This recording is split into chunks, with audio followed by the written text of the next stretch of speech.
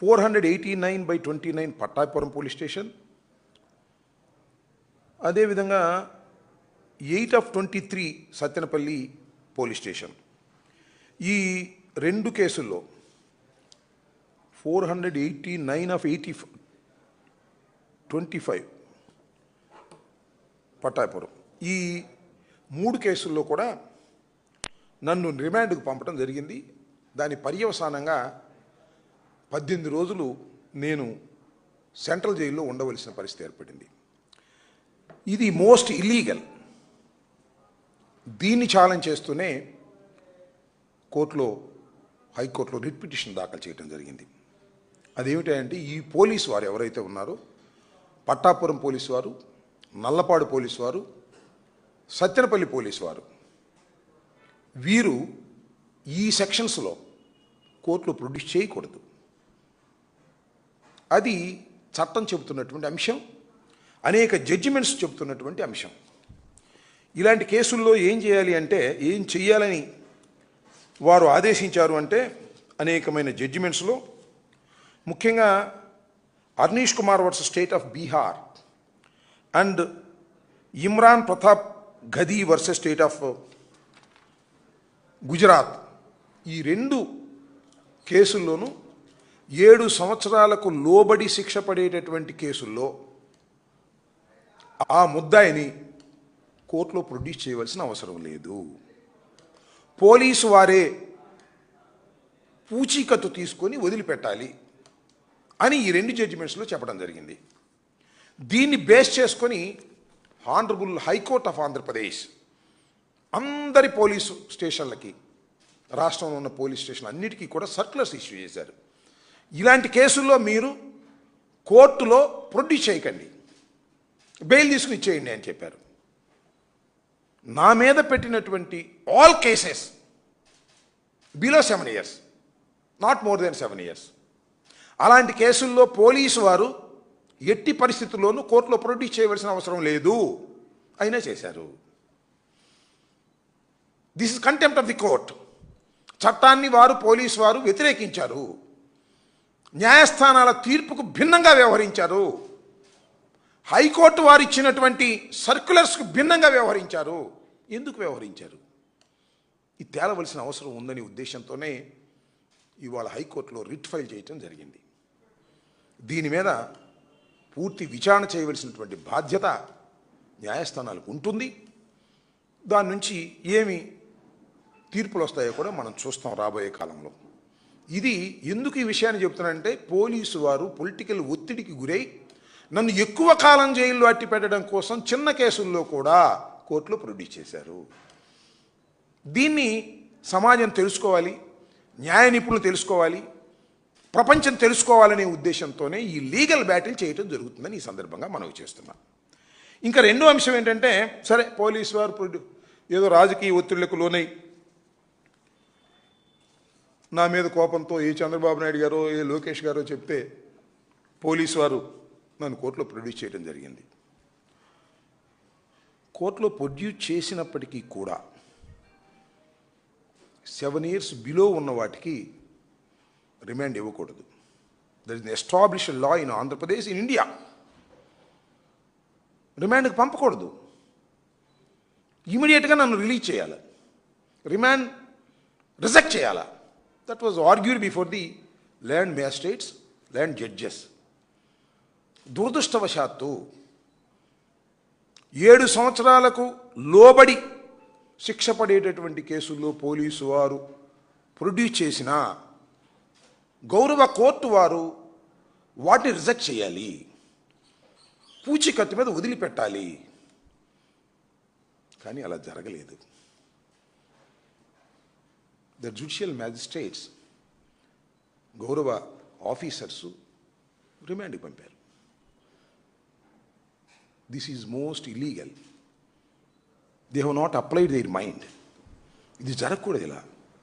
ఇలా జరిగితే ప్రజాస్వామ్యంలో చట్టం మీద విలువ పోతుంది. సుప్రీంకోర్టు, హైకోర్టు ఇచ్చిన జడ్జిమెంట్స్కి విలువ పోతుంది, సర్క్యులర్స్కి విలువ పోతుంది. అది నా బాధ తప్ప నన్ను ఏదో 18 రోజులు పెట్టారని కాదు. దాని మీద కూడా ఎందుకు చెప్తున్నారు, దాని మీద కూడా ఆంధ్రప్రదేశ్ హైకోర్టు రిజిస్ట్రార్ గారికి ఎవరైతే the learned judicial officers mind apply చేయకోకుండా నన్ను రిమాండ్కు పంపారో, 7 సంవత్సరాల లోపు శిక్ష పడేటటువంటి కేసుల్లో కూడా నన్ను రిమాండ్కి పంపారో దాని మీద ఎంక్వైరీ చేసి తగిన యాక్షన్ తీసుకోవాల్సిందిగా రిజిస్ట్రార్ గారికి కూడా 2 రిప్రజెంటేషన్స్ ఇవాళ ఇవ్వటం జరిగింది. ఇది నా అరెస్ట్ మీద, నన్ను రిమాండ్కి పంపిన విధానం మీద I'm fighting in the court. నా పార్టీ తరపున, నా లీగల్ సెల్ తరపున వారి సహాయ సహకారాలతో మనం న్యాయ పోరాటాన్ని చేయటంలో మొదటి అడుగు వేశానని ఈ సందర్భంగా చెప్పదలుచుకున్నాను. ఇంతే కాదు, ఇంకా చాలా విషయాల మీద న్యాయ పోరాటం చేయడానికి సిద్ధంగా ఉన్నామని కూడా ఈ సందర్భంగా మనవి చేస్తున్నాం. ఒకటి ఇది. రెండవది ఏంటంటే, మీ అందరికీ తెలుసు, ఇంతకుముందు అందరూ ఈ నేపథ్యం అంతా తెలుసు, అందరికీ తెలుసు, కొట్టిన పిండి అయిపోయింది. చాలామంది పెద్దలు కూడా చెప్పారు, నేను చంద్రబాబు నాయుడు గారిని తిట్టానని నా మీద కేసు పెట్టారు. కేసు పెట్టి రిమాండ్కి పంపించారు పోలీసు వారు. మీ అందరూ చూశారు, రాష్ట్ర ప్రజలు చూశారు, మీడియాలో ప్రత్యక్ష ప్రసారం జరిగింది. నా ఇంటి ముందు నా కార్లు, నా ఇల్లు ధ్వంసం చేశారు. 307 దాకా వెళ్ళారు, విధ్వంసం చేశారు. వాళ్ళందరికీ ఈ ప్రభుత్వం ఆ రోజు ఉదయమే నన్ను పోలీసు లాకప్లో పెట్టంగానే ఆ రోజు ఉదయమే బెయిల్ ఇచ్చి పంపించారు. Simply the station bail has granted. నా ఇల్లు ధ్వంసం చేసిన వాళ్ళు, నన్ను చంపడానికి ప్రయత్నం చేసిన వాళ్ళు, నా కార్లు దహనం చేసిన వాళ్ళు, నా ఇంటికి నిప్పండించిన వాళ్ళు సింపుల్గా వెళ్ళిపోయారు అంతే. ఇది చట్టం ఇవాళ రాష్ట్రంలో. దీన్ని వదిలేస్తేలాగా ఇవాళ నాకు జరిగింది, రేపు మరొక జరిగింది. దీని మీద కూడా లీగల్గా యాక్షన్కి గౌరవ హైకోర్టుకి వెళ్ళాలని నిర్ణయించుకున్నాం. మొదటి అడుగు దేశం, రెండో అడుగు అది వెయ్యబోతున్నాం. 2-3 రోజుల్లోనే దానికి కూడా పేపర్స్ తయారవుతున్నాయి. మూడో అంశం ఏమిటంటే, నన్ను 31వ తారీఖున రాత్రి 10:20కి తీసుకువెళ్ళిన తర్వాత 2:30కి నన్ను లాకప్ నుంచి బయటికి తీసుకొచ్చారు. ఎందుకు తీసుకొచ్చారు? బాత్రూమ్ కూడా దానిలోనే ఉంది, మంచినీళ్ళ బాటిల్ కూడా దానిలో ఇచ్చి. ఎందుకు తీసుకొచ్చారు? ఫిజికల్గా హెరాస్ చేయాలని తీసుకొచ్చారు, హెరాస్ చేశారు. ఇది ప్రజాస్వామ్యంలో చాలా దుర్మార్గమైన చర్య. ఈ చర్యని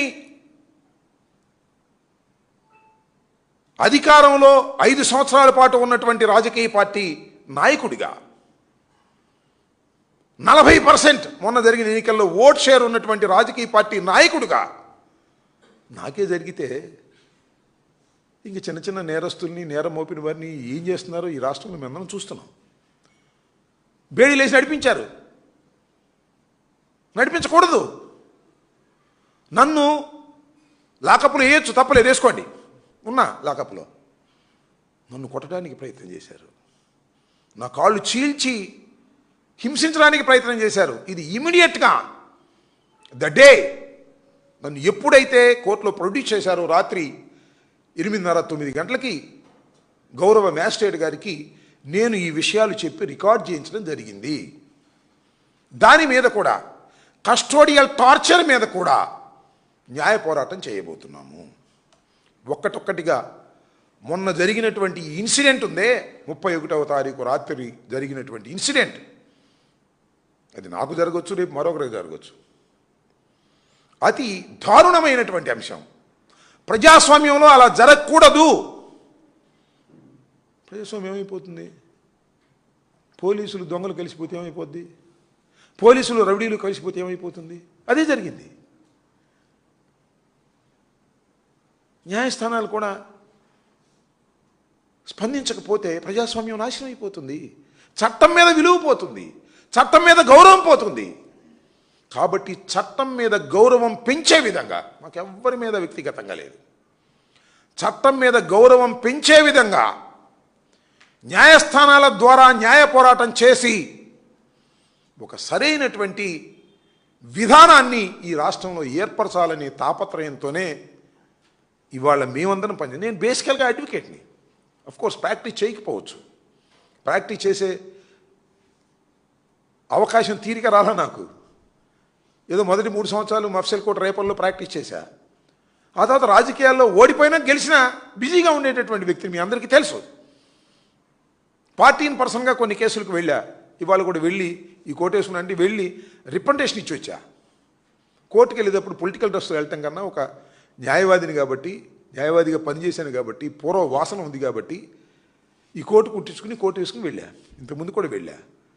ఎందుకు చెప్పదలుచుకున్నానంటే, ఒక న్యాయవాదిని, మాజీ మంత్రిని, సీనియర్ పొలిటీషియన్ని, 40% ఉన్నటువంటి ఓట్ బ్యాంకు ఉన్నటువంటి రాజకీయ పార్టీకి చెందినటువంటి వ్యక్తిని, అంతకుముందు అధికారంలో ఉన్నటువంటి పార్టీకి చెందిన వ్యక్తిని నాకే ఇలా జరిగితే గాలికి ఎలా వదిలేస్తాను చెప్పండి? ధర్మమేనా ఇది? న్యాయ పోరాటం చేయవలసిందే కదా అనేటువంటి ఒక పట్టుదలతో న్యాయ పోరాటం చేయాలనే ఉద్దేశంతో ఈ కార్యక్రమాలన్నీ కూడా మా లీగల్ సెల్ సుధాకర్ రెడ్డి గారు, సుదర్శన్ రెడ్డి గారు వాళ్ళ యొక్క సహకారంతో ఈ న్యాయ పోరాటం చేసి జరిగినటువంటి విషయాలను సరిదిద్దే విధంగా పోలీసు వారిని అందరినీ కూడా సరిదిద్దే విధంగా ఒక మంచి జడ్జిమెంట్సు, ఆర్డర్సు రావాలని తాపత్రయంతో నేను చేస్తున్నటువంటి ఈ కార్యక్రమానికి రాష్ట్ర ప్రజలు ఆశీర్వదించాలని కూడా ఈ సందర్భంగా నేను కోరుకుంటున్నాను. ఇది ఒక లీగల్ బ్యాటిల్, చట్టపరంగా జరుగుతున్నటువంటి అంశాల మీద. నేనేమి ఇల్లీగల్గా చేసే మనిషిని కాదు. చట్ట ప్రకారంగా వీటి మీద ఒక న్యాయబద్ధమైనటువంటి ఒక పోరాటాన్ని చేయటం కోసం ఇవాళ ప్రారంభించాం.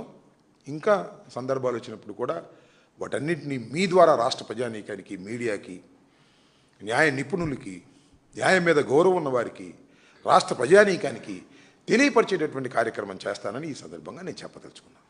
Thank you.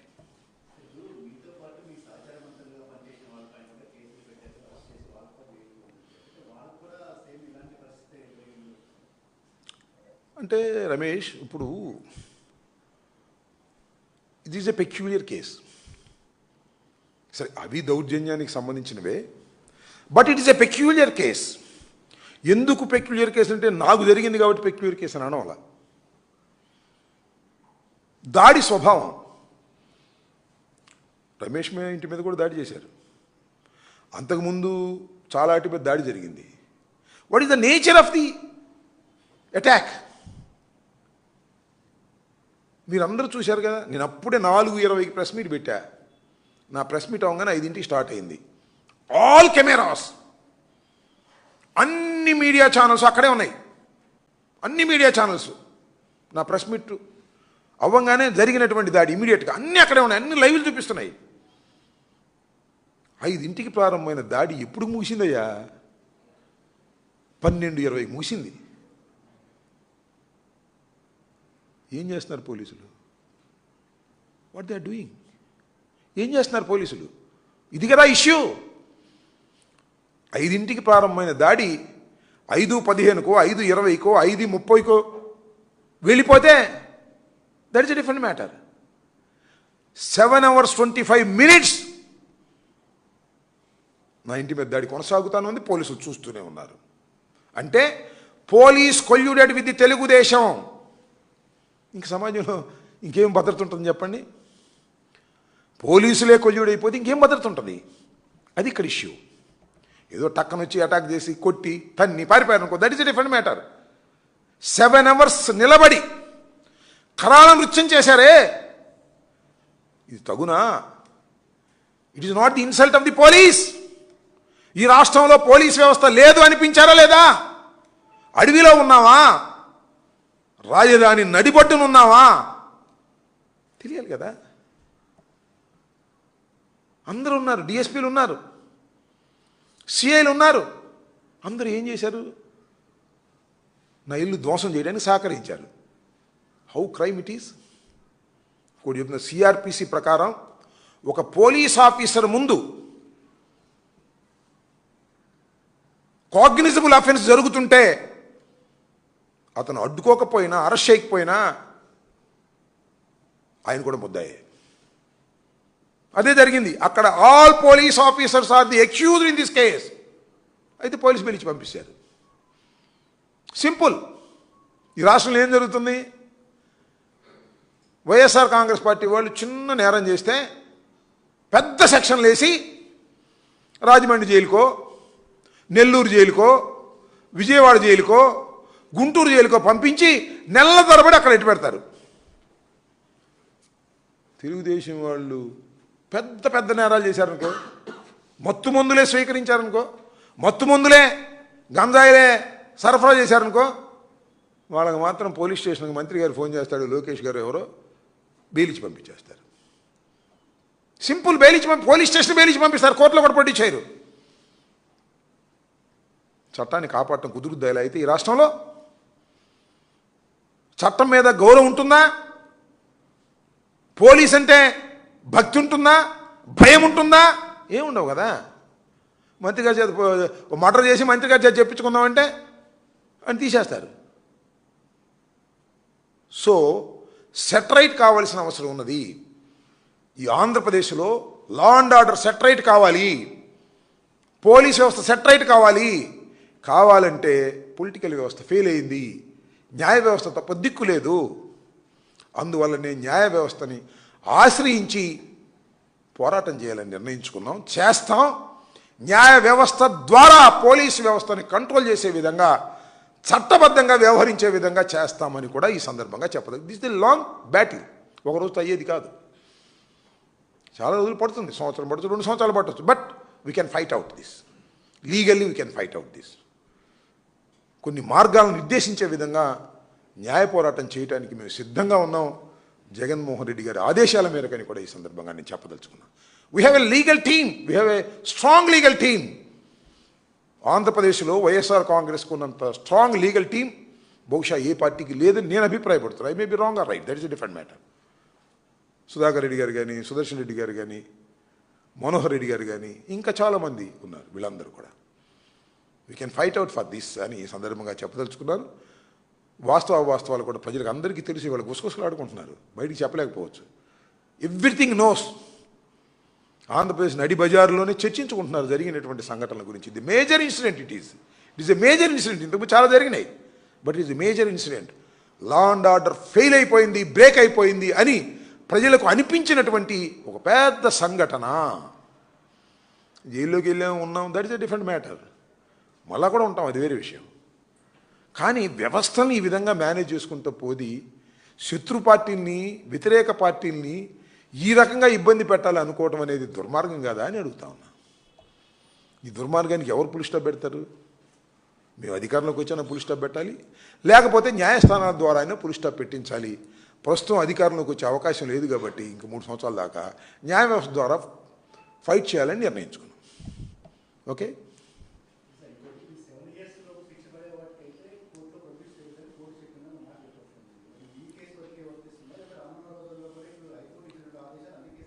అన్నిటికీ వర్తిస్తాయి. This is the judgments given by high courts. ఇందాక నేను చదివినటువంటి హైకోర్ట్స్ ఇచ్చినటువంటి జడ్జిమెంట్స్. ఇందాక చెప్పాను మీకు, ప్రతాప్ ఘరి అండ్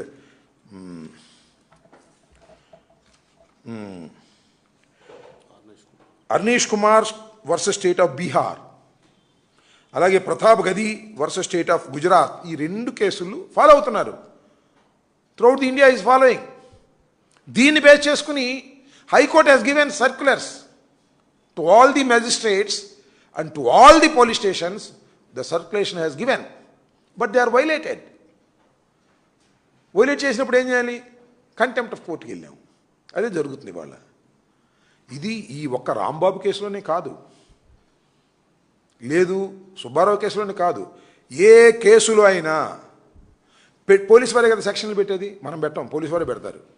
ఆ పెట్టినటువంటి సెక్షన్లు ఐపీసీ ప్రకారం, ఆ పెట్టినటువంటి సెక్షన్లు దాని యొక్క శిక్షా పరిమితి ఎంత అంటే 7 సంవత్సరాలు, కన్నా లోపు అనుకో, సింపుల్.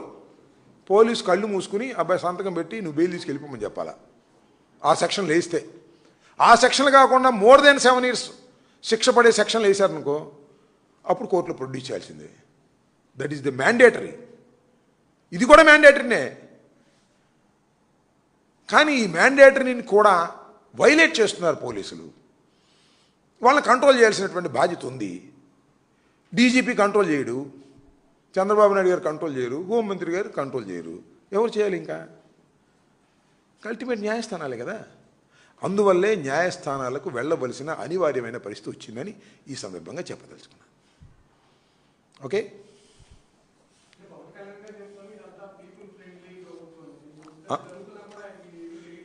ఏంటండి?